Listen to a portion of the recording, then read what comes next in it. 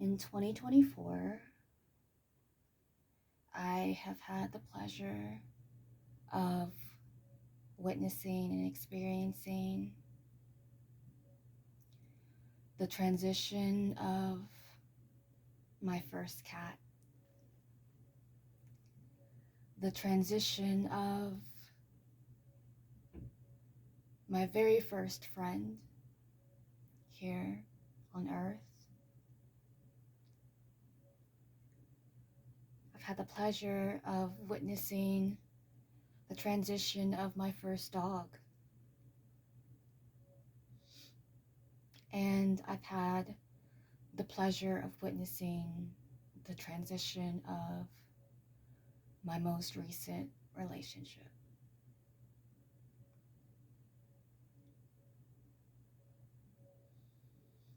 And what I've personally learned from all of these experiences is to keep moving and keep moving forward. Keep breathing and to continue to move the body. My first response when getting all of those news, receiving all of that, was to go outside, touch the earth, and just be present and walk.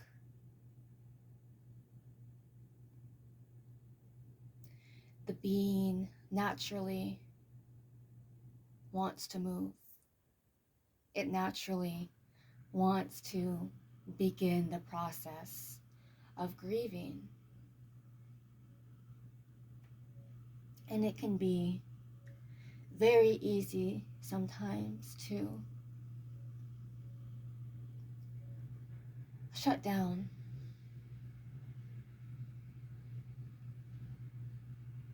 So I feel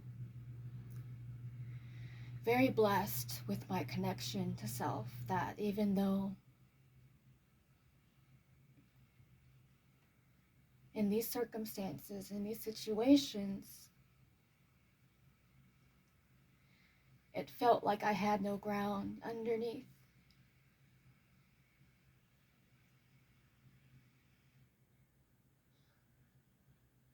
but Spirit guides, Spirit leads, and I choose to follow wholeheartedly. So I am not allowed to stay still. Stillness within the self, but my body has to move, it has to process, it has to get all of the forms of grievances out, the numbness, the sadness,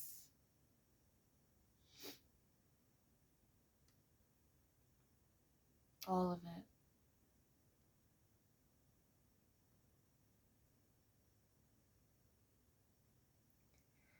So when my cat passed away,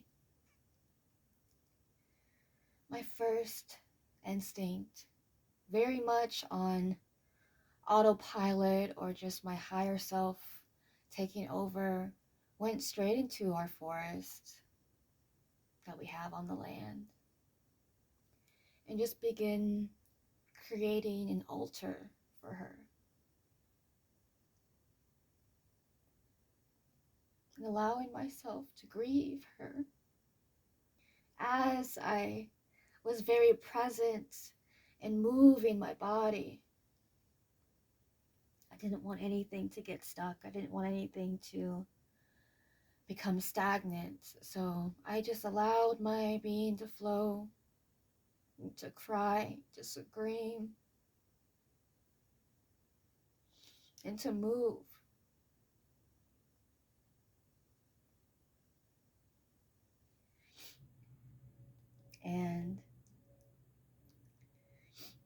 also very fortunate enough to just be able to travel a little bit during that time.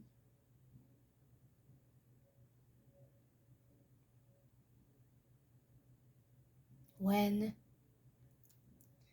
my best friend transitioned, I was already on a walk. I actually completely shattered and cracked my phone during that walk, which again is in its own divine timing and practice.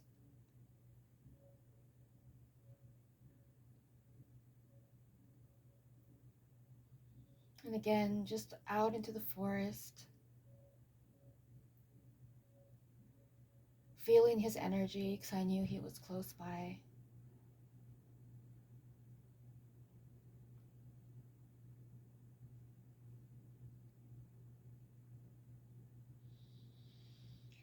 And when my last relationship transitioned, I went into myself. I went deeper into my own practice. I went deeper into my own self-reflection and acknowledgement of my part of the undoing, the unraveling of this relationship. I moved the energy with my body, with my voice, every single day.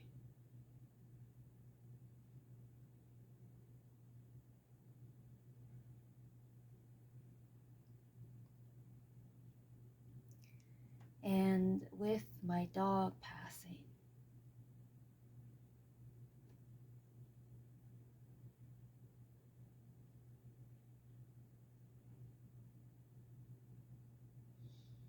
again, after having the earth shattered underneath me, I found my feet. I found my groundedness in myself. I went into the forest and I walked. And I felt her energy because she was also near.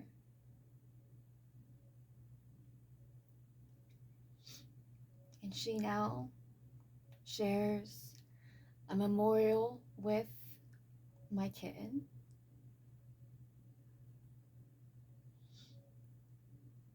And she too was a reminder to go deeper into the self, deeper into my practice.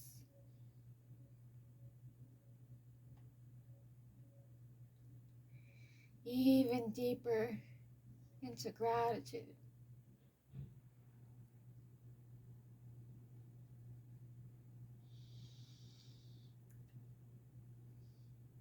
2024 has been my first experience with tangible loss. My first experience with intimate loss.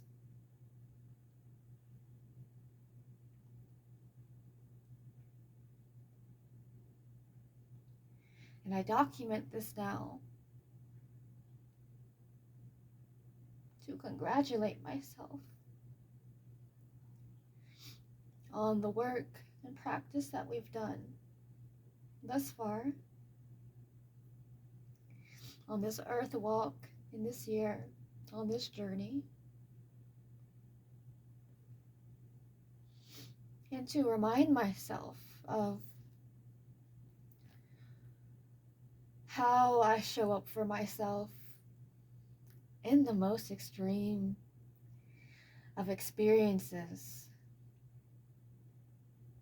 even in experiences that I have not yet had the pleasure of going through up until this point on my journey.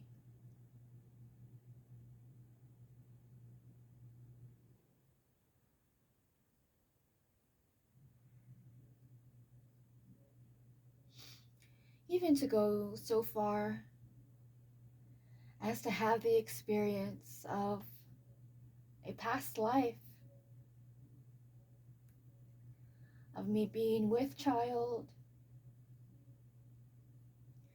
of me then losing and feeling the disintegration of that loss of that child.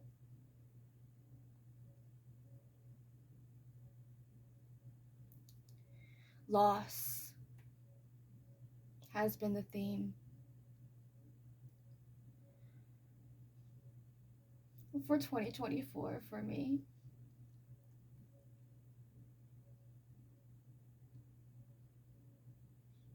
And it's been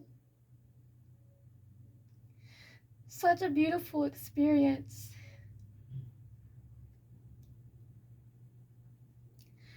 Such a beautiful remembrance of how strong this flesh is.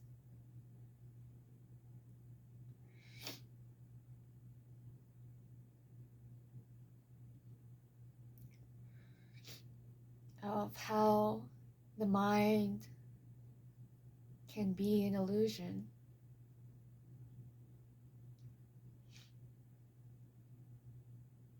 And how the illusion is very prominent during these times.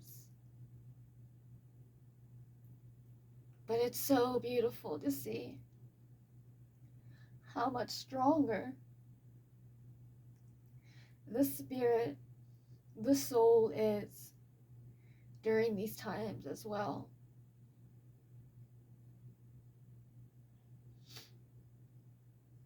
To be detached.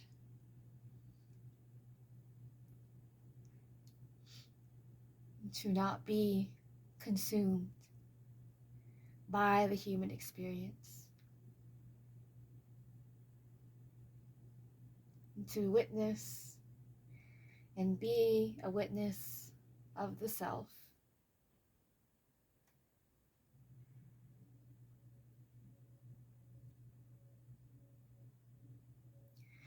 To be able to reflect back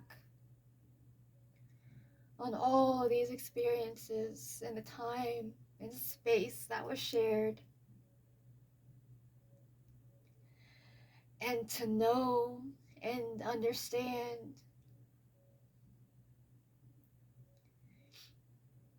that I loved with my whole heart.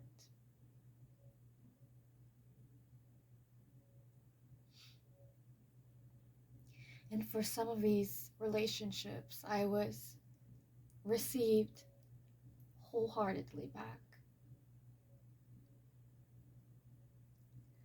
And it's very difficult to find anger in myself when it comes to loss. Because for me, it's the most beautiful thing that we can experience. To not foster any regret inside the self, because we lived so presently, so magnanimously during that time and space.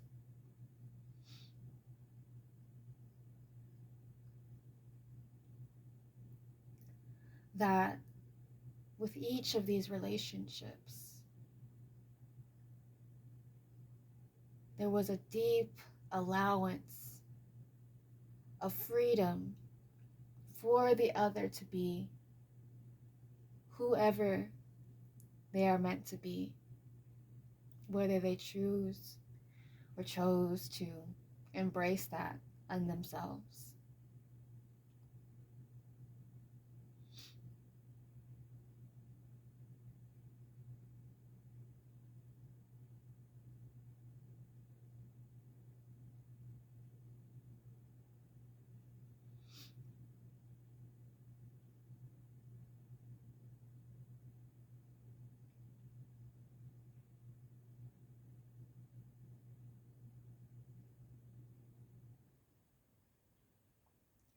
not very fond on the word proud,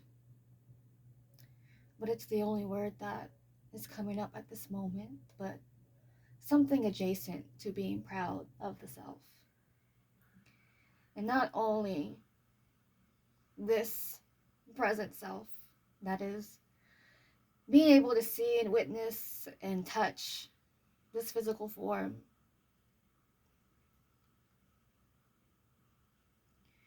but I am most proud of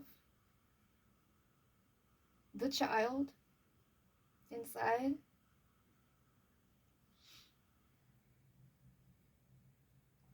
who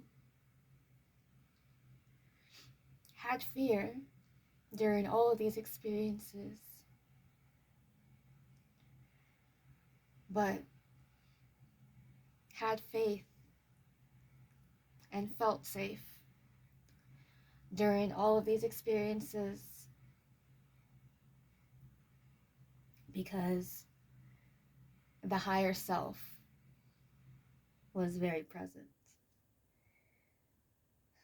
because the ego was not at large.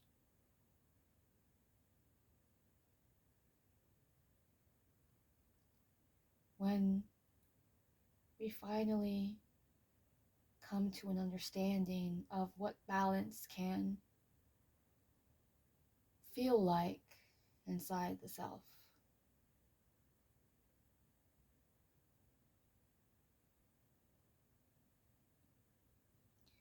and it is our responsibility to create that balance as much as possible every day.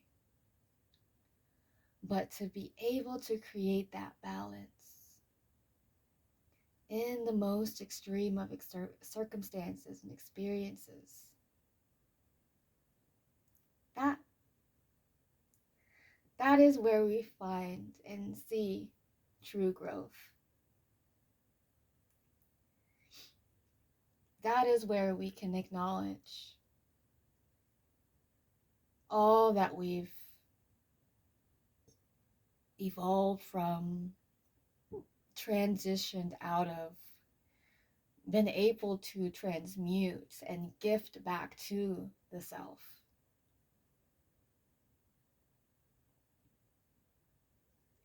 That is why the universe gives us, why it gifts us these experiences at different levels.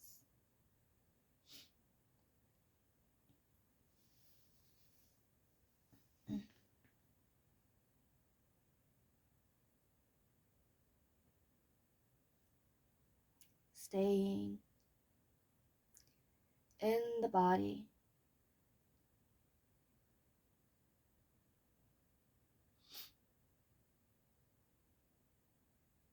during these uncomfortable experiences.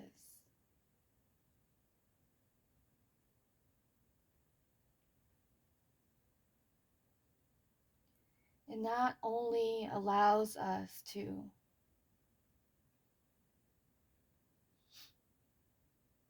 be more in the self, be closer to the self,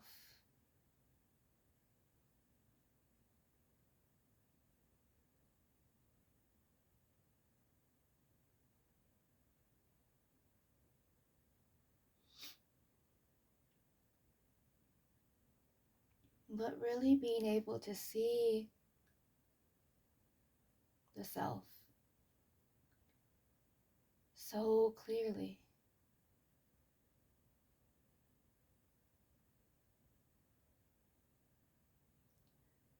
All of its wrinkles and folds, nooks and crannies,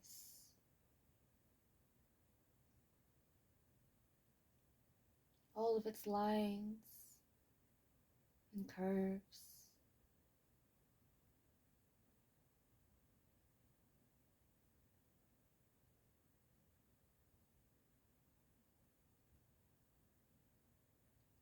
You really are just such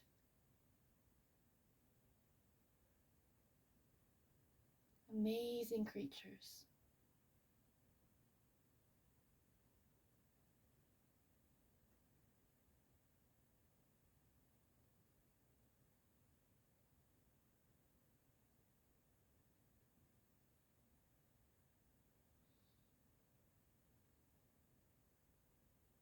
Being supported by Mother Earth, Tatabe, Pachamama.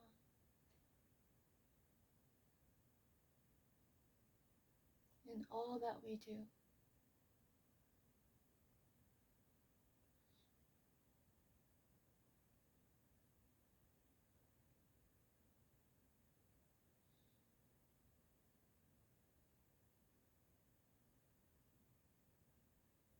Choosing her as medicine,